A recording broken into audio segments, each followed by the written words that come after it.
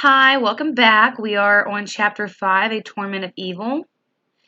In late April, a deluge of new accusations spewed forth, spreading like a plague farther and farther away from Salem village itself to 34 different towns.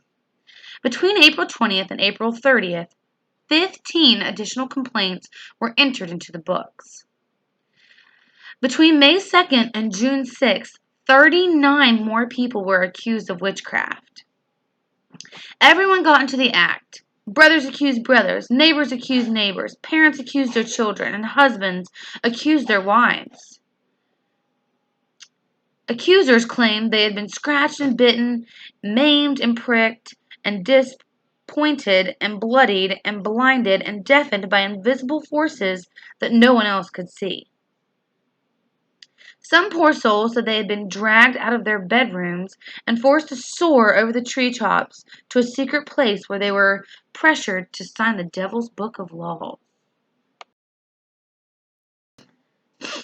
And worst of all was this crippling fear. Seated directly beside you, in your own church, might lurk even more witches, cleverly disguised as pious worshippers of the Lord. The record books named 74 people who said they were attacked by witches, and at least 59 of that 74 were female.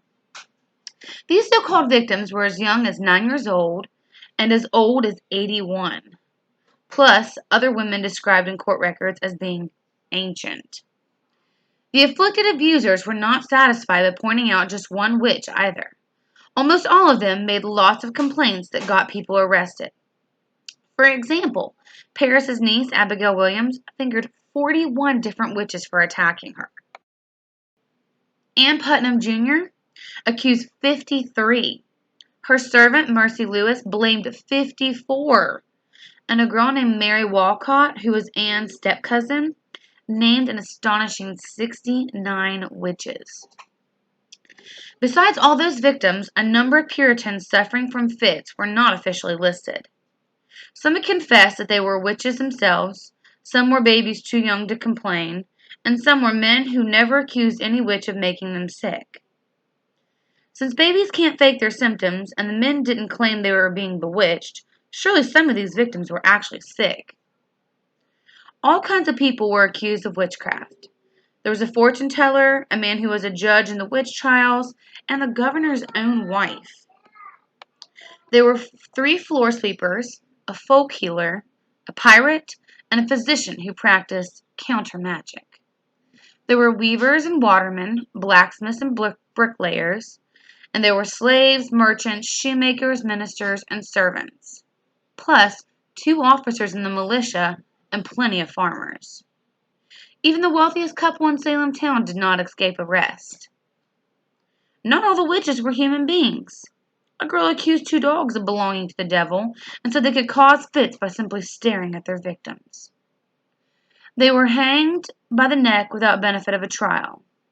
A 3rd dog was bewitched in the town of Andover, supposedly by the magistrate's own brother, who rode upon its back. This dog was executed too. The same magistrate had refused to send anyone else to jail when more than 50 people were arrested at one time around May 14th. For that reason, he was suspected of being a witch as well, so he and his wife and brother fled. And what did a witch look or act like? There was a hilly-faced man, a woman with the scragged teeth, a woman who had catalepsy, which meant she went into trances and became rigid as a stone, a crooked-back woman, and a woman who was broken in her mind. The age of a witch didn't matter one whit. Those accused of witchcraft ranged from age 4 all the way up to age 90.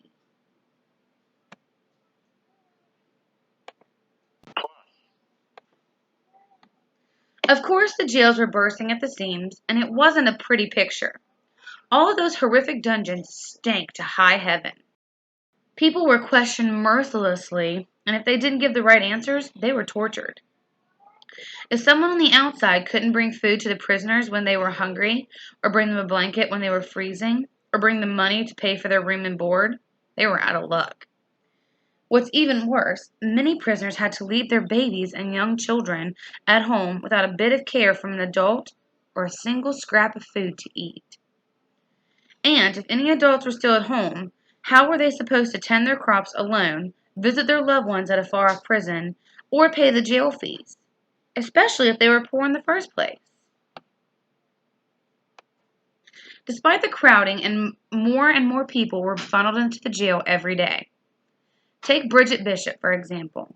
People have been calling her a witch for 10 years, ever since an African slave named Juan claimed that her specter had stolen some eggs, spooked a team of horses, and pinched him. Bishop ran a rowdy tavern in Salem town that catered to sailors and other travelers who went there to spend the night, drink rum, and play the evil game of shuffleboard after the neighbors had gone to bed. Bishop was known for wearing a bright red bodice, and gossip had it that she was a prostitute, too. Worse yet, she was suspected of killing her first husband, had been beaten regularly by her second husband, and quarreled late into the night with her third. Bishop had never once set foot in Salem Village, but on April 18th she was placed under arrest because her specter had supposedly flown there to torture 5 Salem girls. She was questioned the very next day. First, the girls said she was a witch.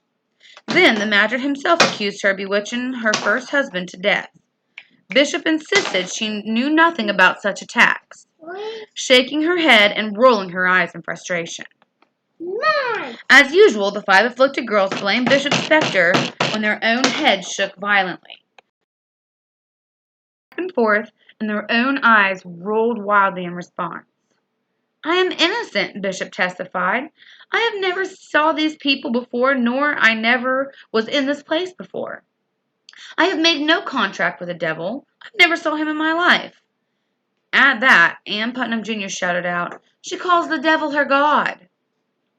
Recorder Ezekiel Cheevers noted that 2 men told her to her face that she is taken in a plain lie.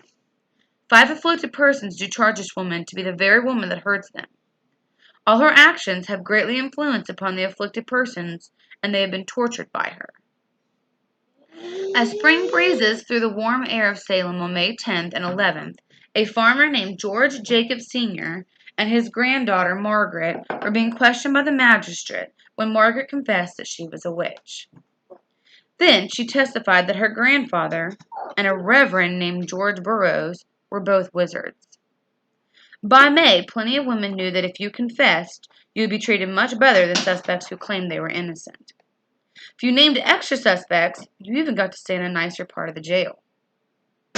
Now, it just so happened that Margaret's grandfather was a toothless, 80-year-old man with rheumatism, which is rheumatoid arthritis, who could only walk with the aid of 2 walking sticks. Yet, despite his sorry physique, 12 screeching accusers exclaimed that Jacob Spector had beaten them.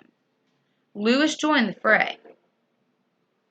"He did torture me most cruelly by beating me with 2 sticks and almost put my bones out of joint. But I told him that I would not write in his book if he would give me all the world." This particular testimony made Jacob laugh out loud in court. When the magistrate asked why, he said, "Because I am falsely accused. Your worships, do all of you think this is true?" he asked incredulously. "I am as innocent as your worships." Sarah Churchill, George Jacobson's maidservant, had already confessed to being a witch to save her own self. In her desire to be let off the hook, she became Jacob's strongest accuser. And maybe she had another reason, too. When she had told Jacobs earlier that fits were keeping her from doing her work, he had called her a bitch witch. Here's what else he had said at his hearing. George Jacobs: "You tax me for a wizard? You may as well tax me for a buzzard. I have done no harm. The devil can go in any shape." Magistrate: "Not without your consent. Why do you not pray in your family?" Jacob: "I cannot read. Burn me or hang me. I will stand in the truth of Christ." See into chapter 5.